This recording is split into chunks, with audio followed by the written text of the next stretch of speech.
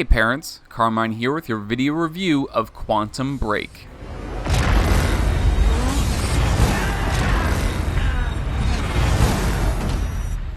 Just a heads up before I start, I have to include some clips that include some pretty major spoilers, so if you don't want to see anything before you play this game, skip to the end.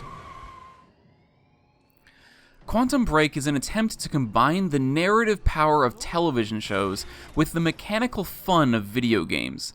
Those of you who have played the Telltale games or Heavy Rain or any other games that are narrative heavy know how closely video games can mirror movies or TV shows. So the attempt to combine the two elements is pretty much only natural. But one of the main issues when developing a video game is that a development team can't do everything. It has to pick a few set of core skills and refine those to a point. While Telltale's The Walking Dead manages to deliver powerful narratives, it does so while sacrificing any attempt to input meaningful gameplay. You're really just clicking a button when a conversation prompt comes up. Alternatively, games like Just Cause 3 make the gameplay fun and memorable, but spend a little less time focusing on the deep and involving narrative.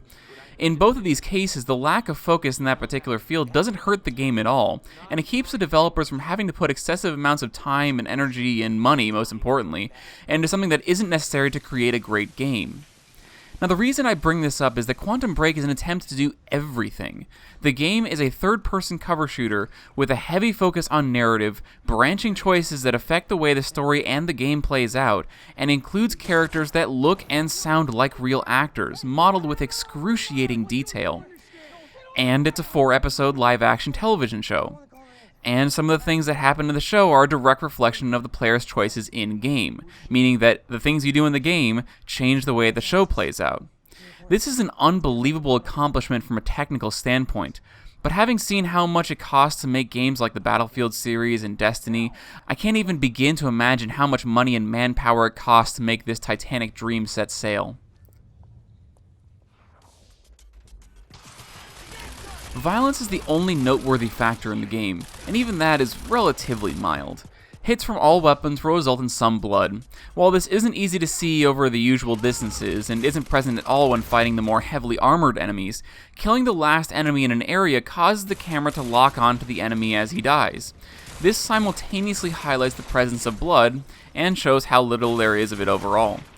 Aside from this, the player has time-based abilities that can be used in combat to hurt enemies, evade damage, or otherwise assist in taking down the always numerically superior opponents, but they don't increase the violence levels in any meaningful way.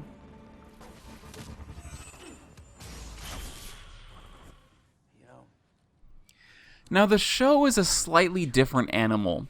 As with most TV shows, most of the content is non-violent conversations or action scenes, and most of the violence includes little to no blood. However, there are certain scenes that get significantly more graphic, such as this one. My world will see better.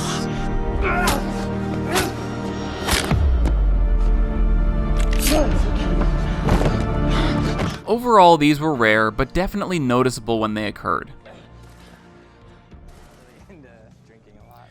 While alcohol is present in one section of both the show and the game, a section that takes place at a sort of a corporate gala event, substances are absent elsewhere.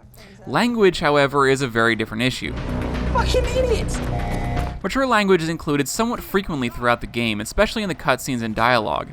It's an inescapable factor of both the show and the game. Not invincible. He's not a fucking superhero.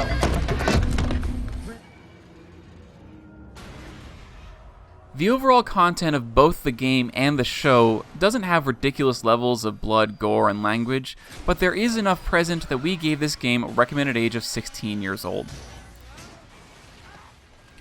Things are going to be a little bit crazy for me for the next couple of weeks. I'm moving, so it's going to be a little bit hard to get videos out on a regular basis.